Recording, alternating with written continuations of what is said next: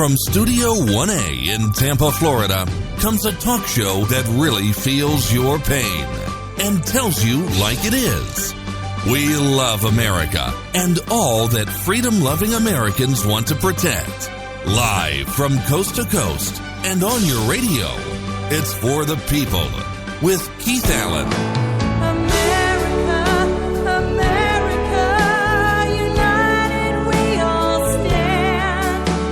Let's make America great again, together hand in hand. America, united, safe and strong. Give us peace and prosperity, let freedom be our song.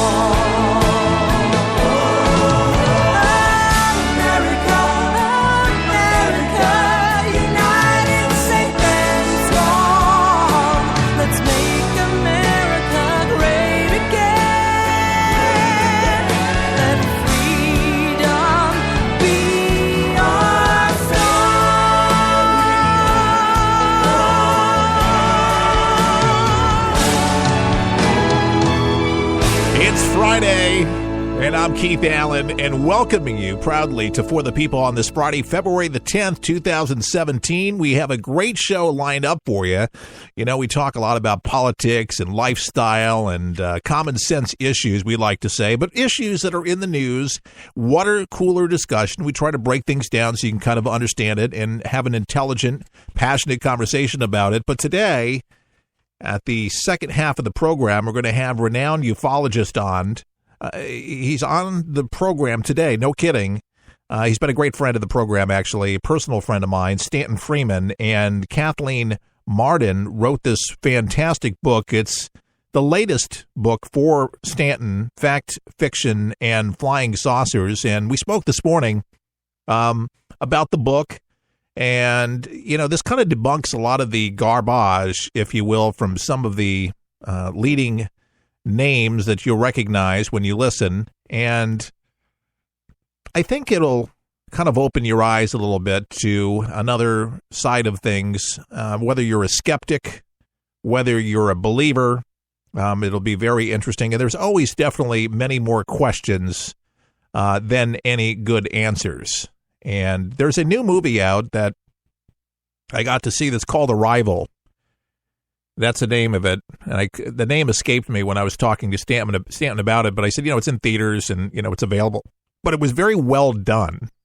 And it had to do with us communicating with them in the language that they had. And we had to learn their language. They had to learn our language. And their language, once we learned it, and I don't want to give away the entire plot, but it told us something about the future, and we'll just kind of leave it at that. But it was very powerful. It was very profound.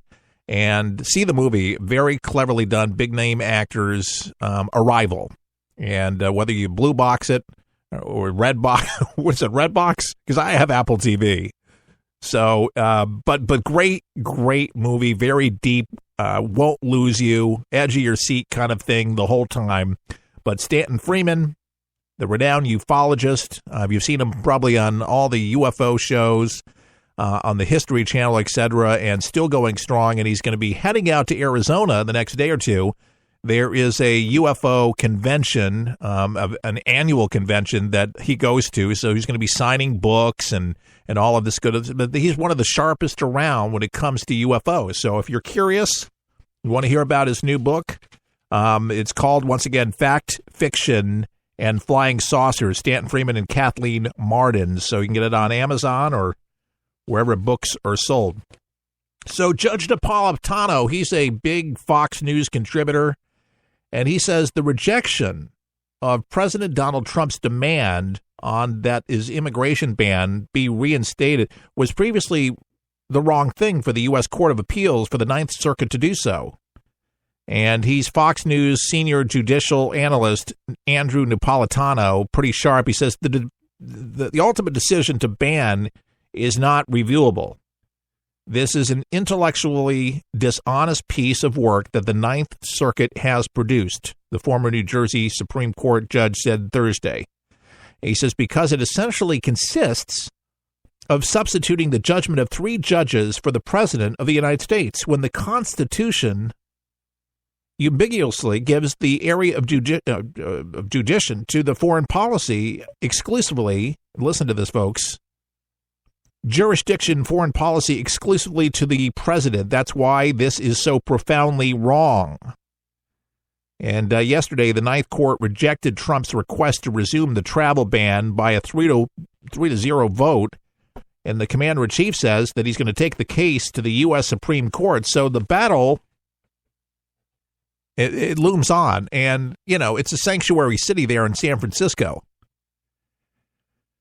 This is one of the, and I never thought that it would get to this climate in this way, but I think it's a very misunderstood thing out there because, again, the mainstream media has spun it in such a way that he's making this an anti-Muslim ban or an anti-immigrant ban, and this has nothing to do with either of them. But it's hodgepodge in that it's from people that are not being vetted correctly and thoroughly enough. We just don't want to have some bad apples roll in. That's just the bottom line. Now, for this lady out there in Los Angeles who broke the law by forging a Social Security card. Listen, if you and I forged a Social Security number, we would be in jail. Plain and simple, we would be in jail. Yes or no? You forge a Social Security number, that's a bad thing. You can go to jail. Now, if you're an illegal immigrant and you do that, you're going to be deported. Children or no children, the law has been broken. You don't do it. She forged it, and now she's upset because there's a sheriff in town that's actually cracking down on the law. And see, that's the problem. That's the biggest problem. Don't be mad at Trump. Be mad at Obama. Obama made it a climate where it was okay to get away with these things. And now he's enforcing the law for the good of all. Even for the immigrants that are over here, those trying to get, their green cards, trying to get over here, trying to be on the up and up with their paperwork. It aggravates people, again, that have done it the right way, and they do it the right way, and then they see people that, are just given a free pass to openly get away with breaking the law. It sets a climate, and that's why there's so many people upset about the situation. Because they've been able to get away with it. And now, being Donald Trump, he comes in and then he's the anti-immigrant. He hates immigrants. It's just ridiculous. It's just like, well, then he must hate his wife. He must hate tens of thousands of his employees. I mean, it's just, it's ridiculous. But people, they fall for this. And so we got these judges, I guess they mean well, but they go along to get along. And that's the problem with Washington. That's the problem with a lot of judges. They're in this rat pack. And they do it together. They all conspired. They talked together. They got together. And they made this happen. And again, trying to make a name for themselves. And I like Napolitano. He calls it to you straight. And I believe, if it does go to the Supreme Court, they're going to strike it down. It's going to give them the power. And then, what's going to happen? These people are going to be vetted. There's going to be a crackdown on illegal immigration. And there's a lot of folks, unfortunately, because of the failed policy towards this illegal immigration issue, because the sanctuary cities have created this climate to allow these folks to be able to be under the radar, to work illegally, to drive illegally, to do anything. I mean, again, you almost, in a way, feel bad for them. But what are we supposed to do? Just break the laws for everybody and just allow them to get away with it? I think ultimately there's going to have to be some kind of compromise because there's too many people in this country that are illegals. But going forward, there has to be a crackdown at the border from now on. And it has to be implemented, and it has to be taken seriously. And it hasn't been. And there hasn't been a strong stance on it by previous administration. And it's been an issue on our economy. It's been an issue with our workforce, thus the economy, and with ultimate security of our country. And we cannot just remain free and open because of security issues. And it is a security issue first and foremost. And that the president's job, first and foremost, is to protect us against foreign and domestic enemies. Foreign and domestic, first and foremost. And that has not been articulated very well with Obama when it comes to our security, especially national security. And I think it's just such a surprise. Oh, my gosh, now the focus is actually really protecting us, securing us. See, when you appease the enemy, they can go ahead and they can just kind of enjoy themselves because they're given really, in a sense, liberty to go ahead and do these things openly. And Obama's just appeased them. That's what happens when you allow like an alcoholic to get away with kind of slapping you around, beating you around. I mean, I've heard of husbands doing it to their wives, wives doing it to their husbands, but you make all kinds of excuses, and that's what's happened. We've made too many excuses as a country, and we've fallen victim of it, and now the victims, they may not see themselves that way, but now they are the victims, truly. Now they're going to be parading around all upset, and they're going to be basically saying he's an anti-immigrant, hates immigrants, hates minorities, and it becomes a black, Mexican, Spanish thing, and it's ridiculous. But these things, I told you, are going to fuel up around the country, and there'll be more of these things, more in our cities that will build up. The climate will be ridiculous. There's going to have to be some kind of compromise, in my opinion, and I'm not an expert in this area.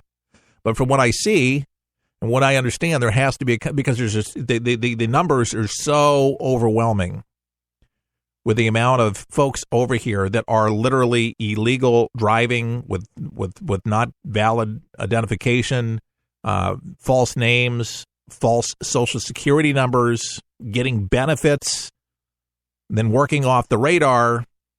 Because there's employers that still will pay people under the table, and as long as they do that, well, it supports the climate for it, and these sanctuary cities are perfect for it. To me, you got to shut these things down because it gives you the climate, it fuels the climate to allow illegal immigration in our country, and all of us are paying the price for it, and it doesn't make us a better country, in my opinion, for it. We have to crack down on the laws for all people, no matter what color of skin they are, no matter where they come from. Certainly other cities, countries have their own set of laws on the books, and they crack down a whole lot harder than we do. And so since we have somebody that's going to be a reinforcer, then he's going to have this backlash from, all these illegals and those that have sympathy in their hearts for them. And believe me, I have sympathy for illegal immigrants. It's sad that they're in that position. But again, Obama, if you want to be mad at somebody, be mad at Obama. By the way, got to ask you, since we have Stanton Friedman coming on, have you ever seen something that looked like a UFO in the sky above you? Did you ever tell somebody about it? And what was the reaction? And did you ever have somebody tell you that they had a UFO experience, and how did you answer them back? Are you a skeptic, or are you a believer?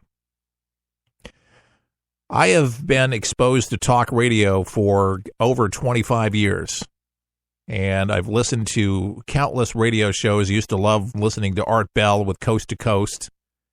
And, man, you'd have some crazy stories about UFOs and abductions. Stanton Friedman, our guest, coming up in just a little bit, has heard every story imaginable to man. And we're going to talk to him about some of the most profound cases of abductions and mass sightings out there. Personally speaking, as a host, I've encountered a few things. My father encountered a few things. Some of my brothers have. In recent times, things over in Puerto Rico, which there are a lot of different sightings. and things that you just cannot dismiss, especially